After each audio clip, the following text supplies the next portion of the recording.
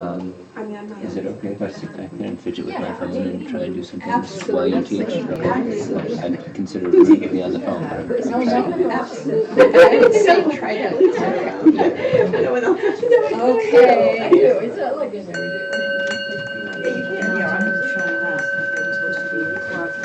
No, we want you to fix it, Ryan, if you can, so whatever you need to do, go ahead. And thanks, Miriam and Brian. Well, we're trying, it's, Yeah, that's all you can do is try. North German. Okay, we are back. Well, we're back. We understand streaming isn't working.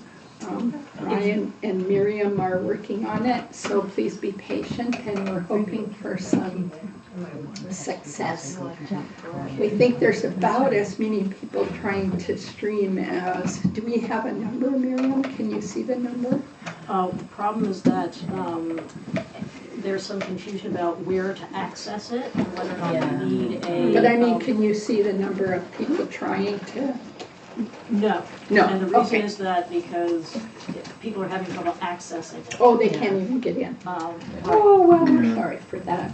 So they can Let's pick it up. say a little. So they're trying to connect it and it just will cut them off. No, there's not a live stream.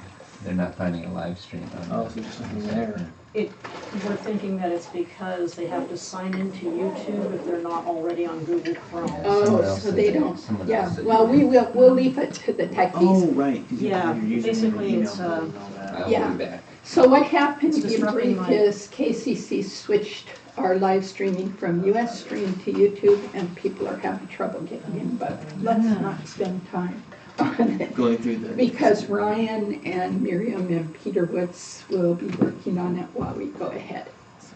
Okay.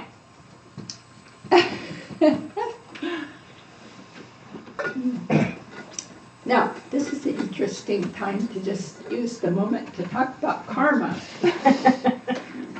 This is karma right here, right now, folks. Some kind of interference is occurring for those who want to be on streaming, and interference with, being able to clearly hear the Dharma. And then for us too, because we have to stop, we won't get through as much. Karma is everything that's happening every moment. It's nothing about predestination.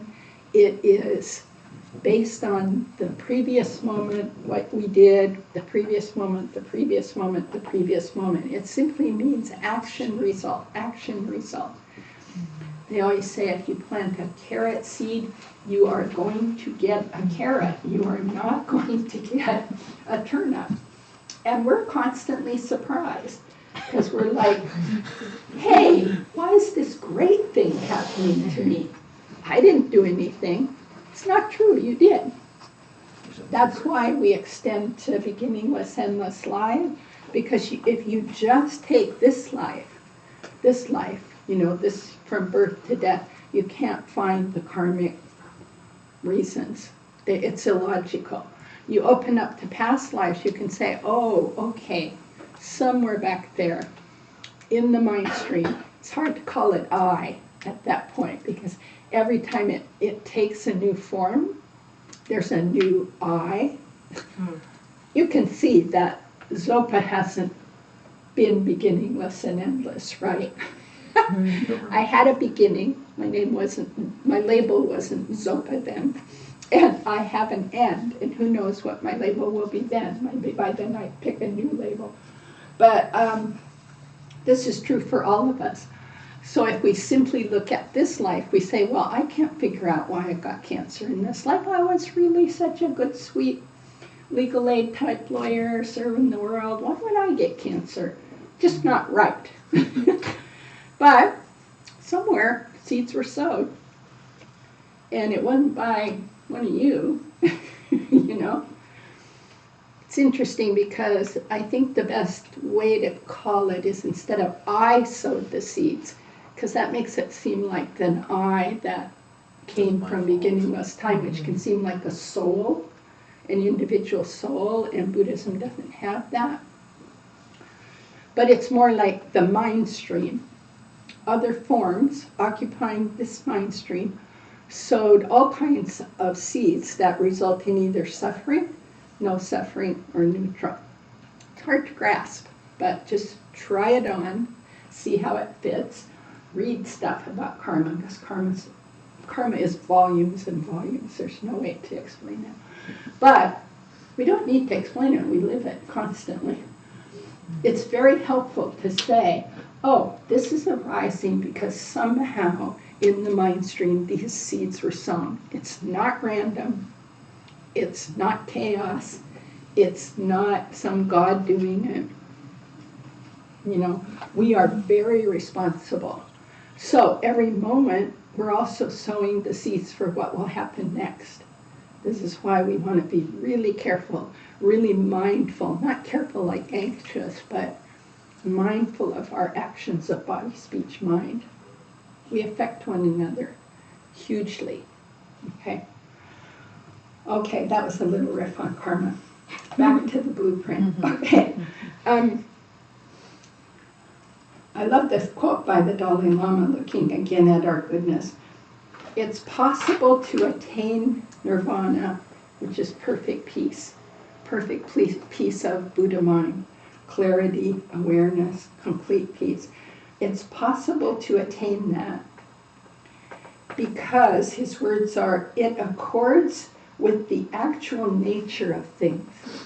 Isn't that great? The actual nature of things, including ourselves, is that perfect peace.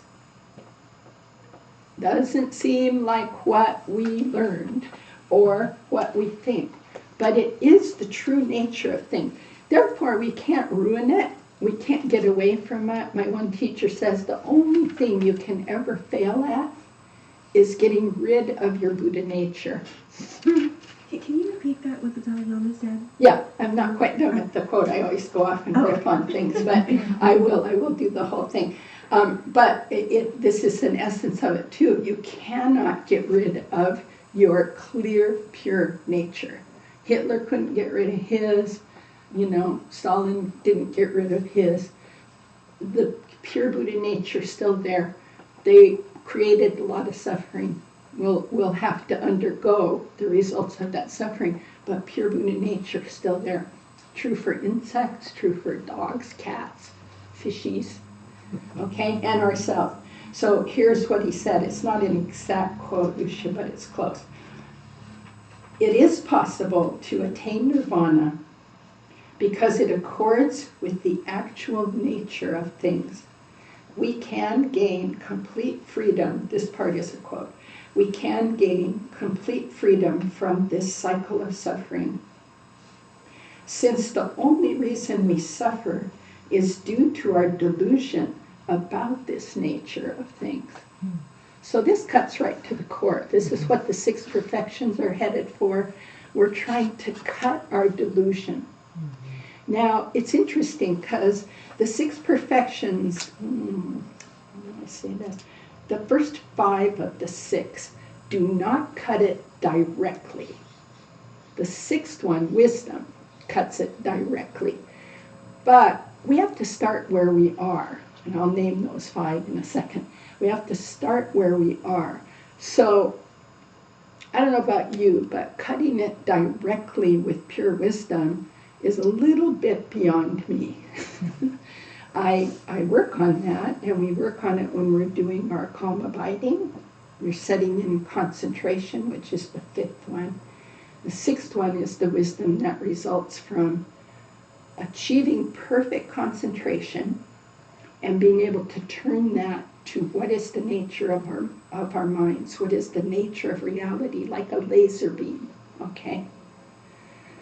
So generosity, ethics, patience, joyous effort, concentration, and wisdom. I won't repeat them. You can always look them up. They're so easy to get. It would be good to memorize them, okay? Last time we looked at generosity, and I'm just going to do a fairly quick review, except none of my reviews are quick, so I'm going to do a review. Reviews are good. First of all, we have to diagnose the problem. What's the situation we're in? Well, we have this great Buddha nature, this goodness, that's part of our situation. And we suffer. You wouldn't be here if you didn't know that, because why come to a place like this and listen to some elderly woman, blah, you know? But you're doing it because you know something isn't quite right. You know, what's going on here?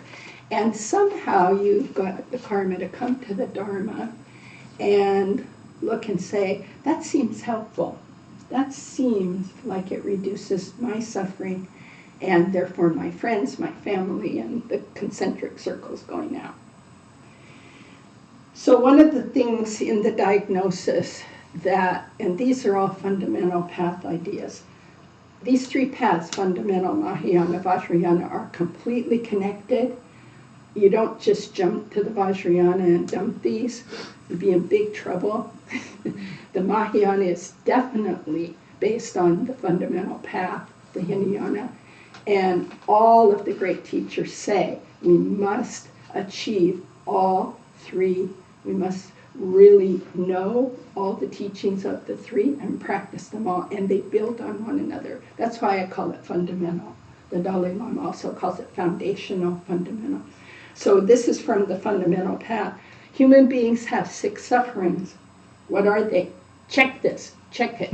See if it's true in your life. Are things uncertain?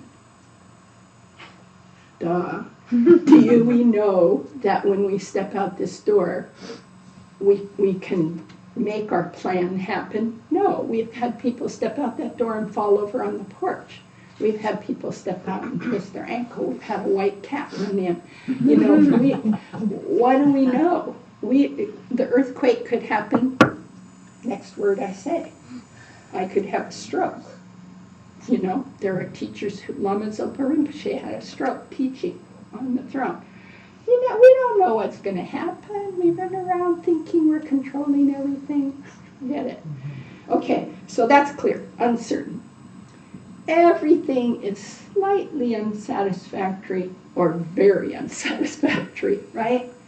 Even in your best, imagine one of your best circumstances. Oh yeah, that vacation. Camping at the top of Hell's Canyon. Oh God, beautiful weather. Perfect stars this big at night. No other people around. Oh, I got to get out of the tent and pee. This is human nature, you know. I'm scared to get out of the tent because it's pitch black out there. You know, am I going to fall in a hole? Is there a coyote? You know? Always the mind is, you can pick the very best, and try this on sometime, your very best, most peak everything. The mind is not satisfied. Even if the dissatisfaction is only, I hope this never ends. That's dissatisfaction right there. It's trying to achieve something that's not natural. So, uncertain, unsatisfactory. Now, these next ones you really have to go to the Buddhist point of view. We are born over and over again. One of the classic teachings says, if you could take all the bones of all the bodies you've ever had and pile them up, they would be higher than the mythical Mount Meru. That's pretty stark, right? But the point is to see, do we want to keep doing this? Born with no control, just out of craving, fear. We go into our death and we begin craving and we're afraid. And we grab what's familiar. Another body, suffer again. You know? So what's the alternative? Well, you can come into the world as a bodhisattva from these practices that we're talking about. And you have what's called it's not an uncontrolled birth, it's a birth where you come in with full bodhisattva motivation. I am here to end the suffering of others. We see people like this, and we think they are not human. You know, Gandhi, Nelson Mandela is a recent, model. I mean, sure, he was human, made mistakes, But he walked out of, 27 years of prison and said, don't hate, don't react. Set up the reconciliation commissions when he became a president. Most people, they come out of prison being tortured by someone and they don't treat them that well. They say, now we're going to punish you. But he didn't. We have many, Mother Teresa. And of course, none of these beings are perfect, the Dalai Lama. But they come back with, why they can act so big is they come back with that bodhisattva motivation from their last birth, and each birth they grow it. We can do that. I'm not talking about a different species of people. Okay, so we're born over and over. That means we got to die over and over. It also means we age without control. I did not sign up for aging, but it is happening. And we're sick over and over. And then this is the real cruncher. Well, two things. We go up and down. Think about that. You get a great job, you're fired. You get a wonderful home, it's wrecked in an earthquake. You get your best partner, they get cancer. This is what we do. And it's true for all humans. You get a lovely new grandbaby, they're in the hospital, in the neonatal intensive care unit. This just really happened 2 years ago. To me, first grandbaby, oh, wonderful, mazel tov, great. 9 days later, might not make it. This is humans. This is just what we do. And here's the real clincher. We do this all alone. We might say, no, I don't. When I die, my family's going to be around my bed. They're going to hold my hand. They're going to love me. I hope this is true. But you don't know. You might die in a car wreck. You might die in an emergency room surrounded by strangers who are distracted. You have no idea. And when we do these ups and downs, even we share them with our best friends and they empathize, you really do it alone. You know that. We can't feel each other's innards. We can empathize, we can sympathize, but we can't really feel the innards, That's why we feel alone. That's one of the sufferings of samsara. Okay, so we're in a bad situation, but it has huge potential. It has vast potential. We can totally awake this Buddha nature. We can. So here comes the map. How do we do it? Okay, so these 6 perfections are called perfections for a lot of reasons, and I don't really want to go into that right now. But the part I like is they're called paramitas. That's the Sanskrit term for them. Paramita is translated as transcendental perfection. So transcend what? We're going to the other side. We're transcending this suffering mind. This cushion's not suffering. This room isn't suffering. My awareness isn't suffering. What is suffering is all the habits. So we're going to transcend them. We're going to learn them, know them, work with them, contradict them, transcend them. So it takes a lot of repetition. Okay.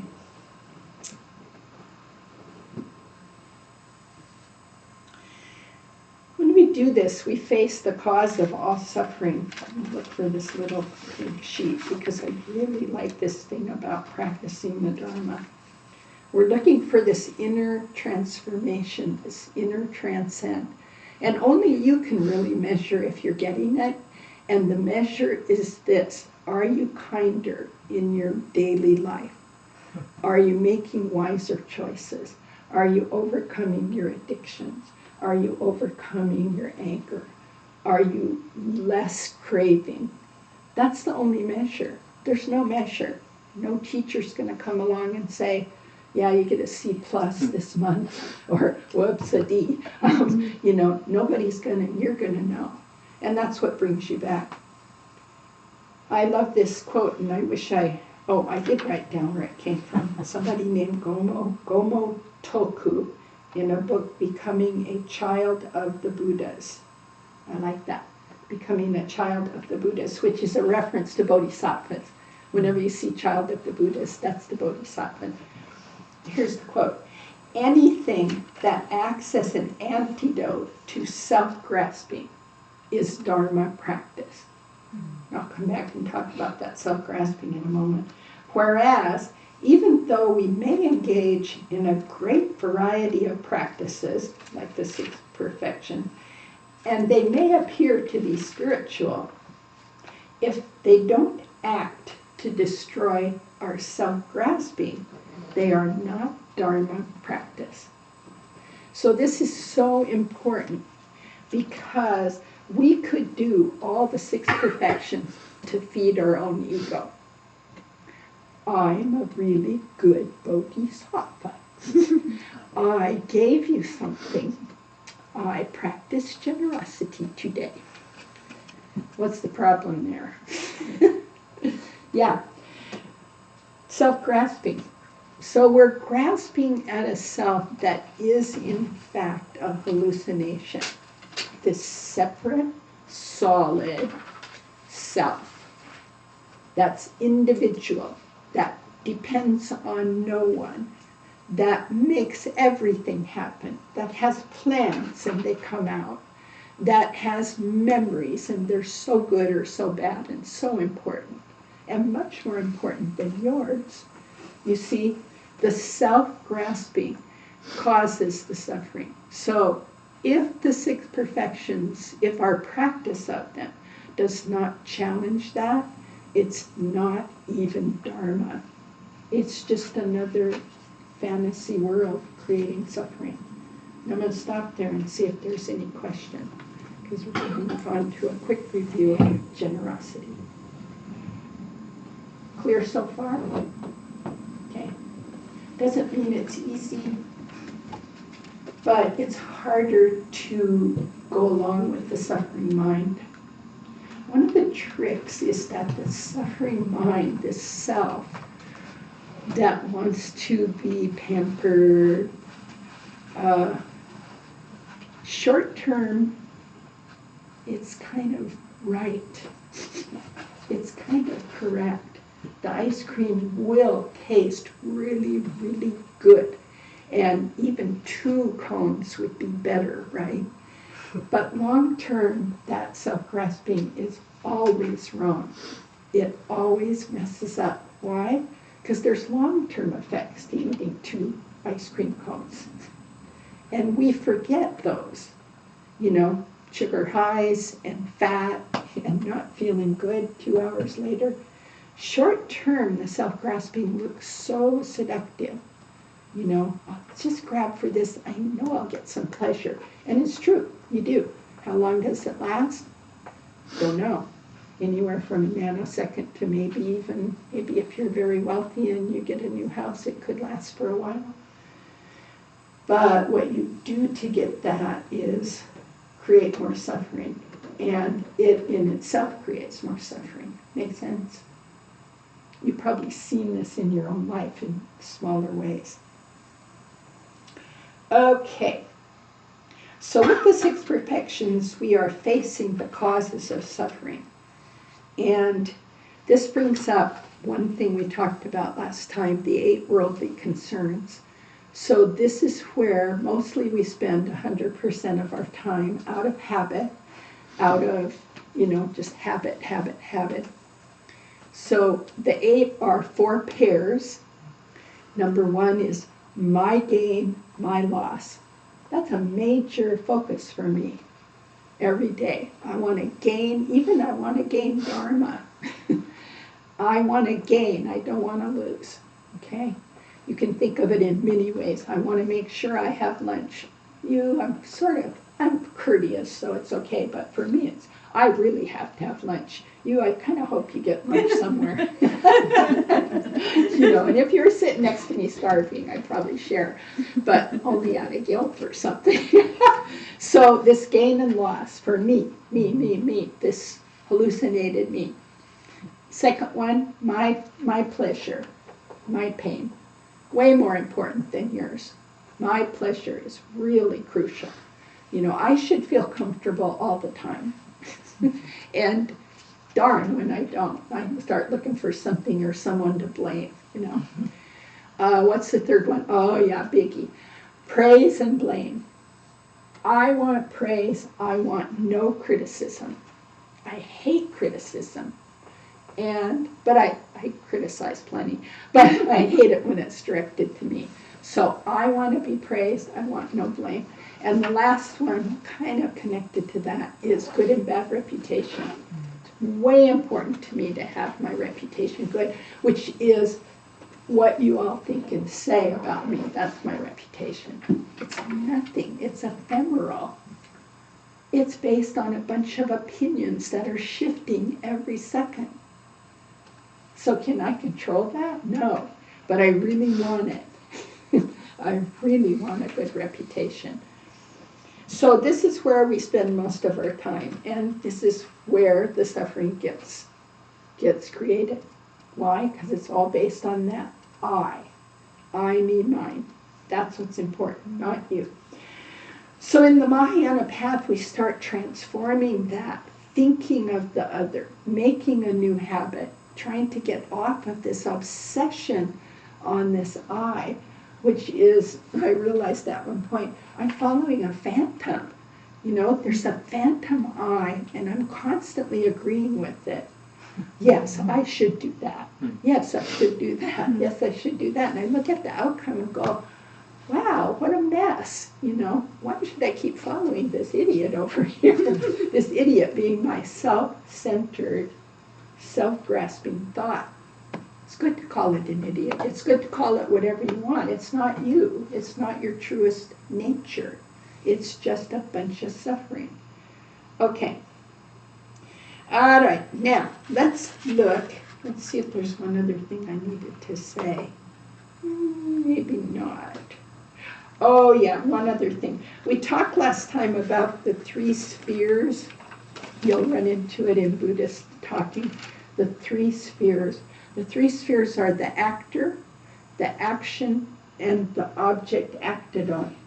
And we need to know those because when we head into the 6th perfection, we always have an actor, the subjective I.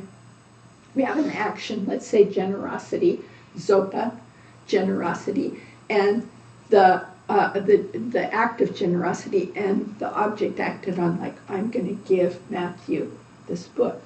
So there's a really solid I think, very solid book, and very solid Matthew. That's the 3 spheres. They're all empty of that solidity. They're empty of that separateness. They're completely interdependent. Because, for example, when does the giving start, the action? Did it start when this book was made? Well, I have to have a book before I can give it, so I guess, yeah, it started when the book was made. When did the making of the book start? Somebody had to have an idea, oh, I'm going to transcribe the teachings of Geshe Sonam Rinchen. Oh, there has to be a Geshe Sonam Rinchen. Oh, there has to be Tibet. Oh, there has to be Ruth Sonam who translated this. There has to be all their parents and all their ancestors' time out of mind. Wow. Well, we're just tracing one little thread of just the book. Not even me and Matthew yet. But if there's no subject, no object, no object and no receiver, no giving can occur, no generosity. So each of these 6 have to be practiced in that context of complete emptiness, complete interdependence. And you can see what that can do if we can remember it. I almost never remember it, but I'm working to remember it. If you can remember that, the I gets chipped away at. Back to this quote that it's not Dharma unless it's challenging and chipping away at the self-grasping thought. So really, when we give $1 to someone by the side of the road with their little cardboard sign, we should be saying, thank you for giving me an opportunity to practice generosity. if you weren't there, I couldn't practice.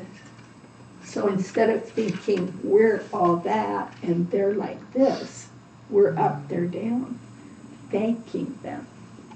These are the kind of thoughts that can spin off of this knowing there's no separate subject, action, object.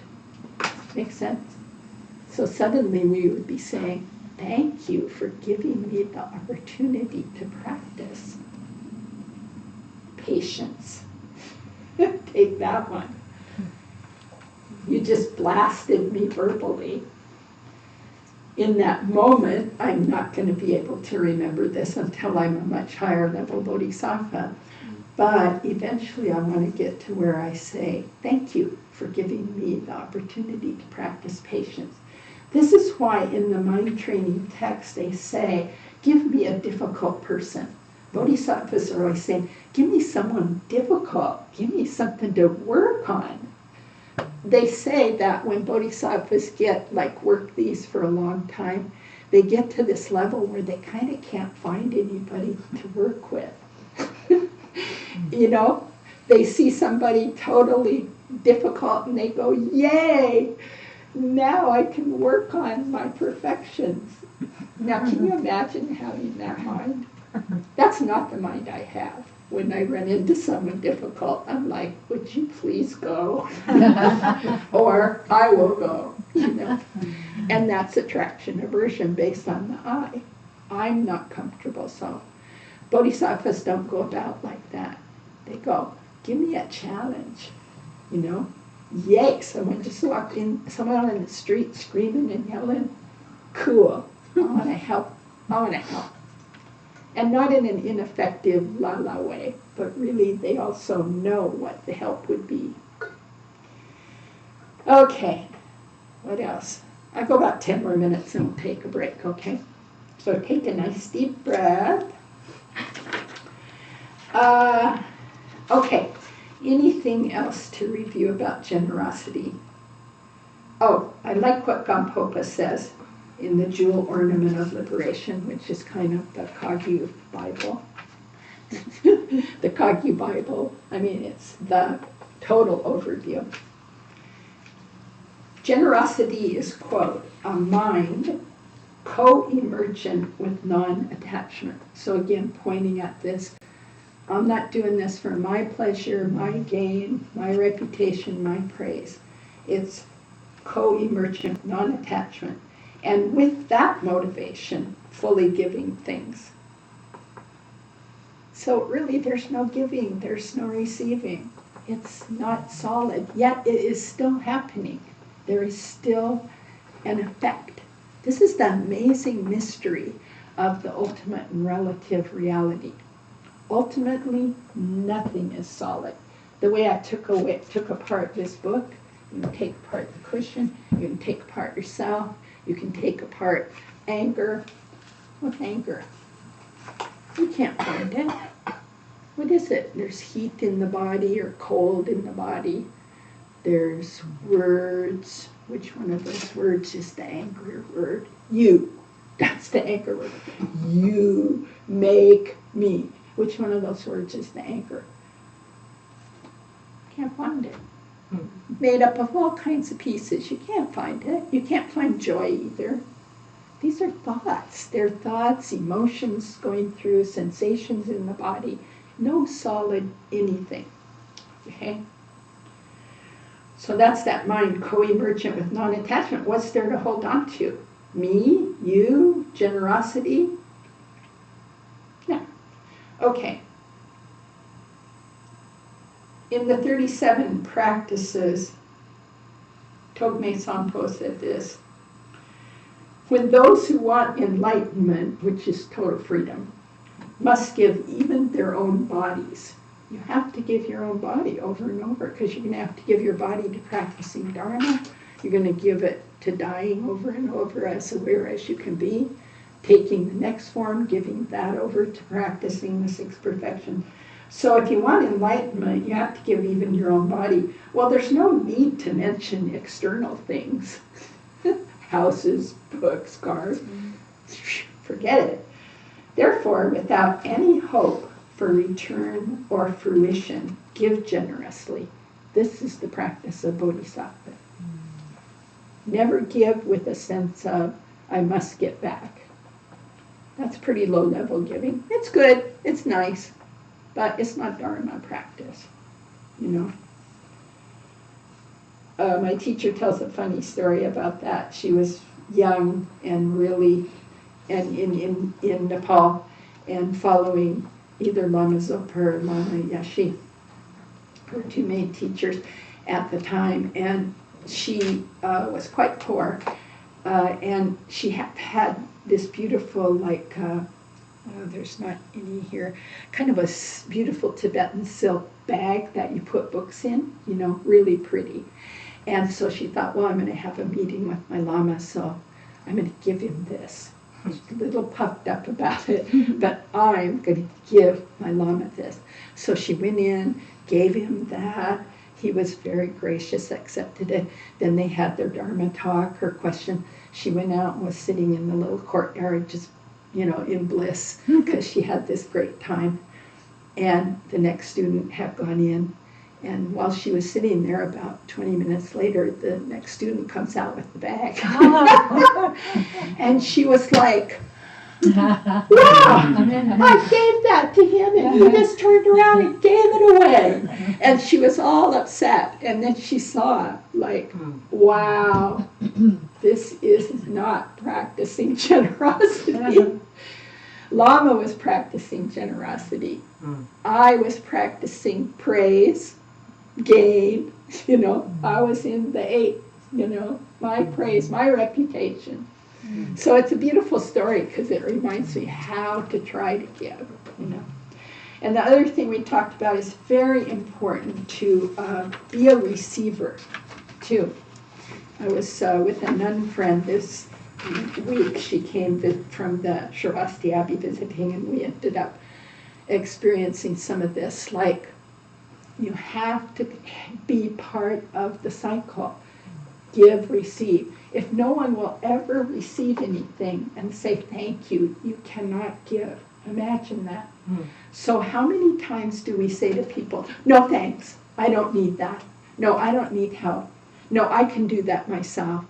No, no, no. We say no, no, no. And one time when I was at the Abbey, for a while, I just practiced saying yes to everything. It was hilarious. It was like someone would come up and say, can I give you? I'd say yes. I didn't even wait to see what it was. I just want to contradict my constant self-reliant no. No, I'm a person who does not need things. This is kind of championed in our culture. Be a person who doesn't need anything. Be self-reliant. Well, that's a real problem if you're going to practice this interdependence, if you're going to recognize interdependence. So I just started saying yes to everything. I got things I didn't want, I passed them on. I got help I didn't want. It was a great time to practice patience because I was managing the kitchen. I got a lot of help I didn't want, unskilled help, too much help, you know, etc. But it was like, okay, now shift from saying yes, generosity, to patience, you know. That's all you do. Okay? So that's important. Be a receiver too. Okay, we're going to take about 10 minutes and then we're going to dive into ethics and into patience, the next two. Okay? So just 10-minute break. Thank you, thank you. Did we get anywhere with the technology?